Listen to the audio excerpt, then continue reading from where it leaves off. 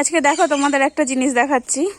পাখির ঘরের মধ্যে এই যে কাঠবিড়ালি কিভাবে ঢুকে গেছিল, অনেক কষ্ট করে, অনেক কষ্ট। ও হাঁপিয়ে গেছে, আমিও হাঁপিয়ে গেছি, তারপরে ধরেছি। দেখো, ঠিক আছে, আমার কাঠবিড়ালি খুব ভালো লাগে, তো একটু ওকে ধরলাম। ওরও কষ্ট হয়েছে, ছেড়ে দেবো, আমার পাপাকে একটু দেখাবো।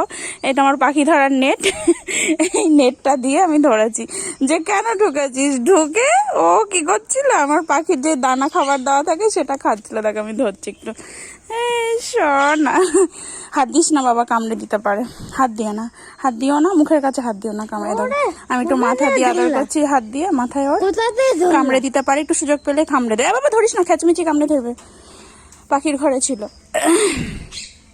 কামড়ে দেবে, কামড়ে দেবে, দুষ্টু করে না বাবা। দেখো ও অনেক হাঁপিয়ে গেছে, ওকে আমি ছেড়ে দেবো। ধরেছি, এটাই আমার আনন্দ লেগেছে, এবার ওকে ছেড়ে দেবো।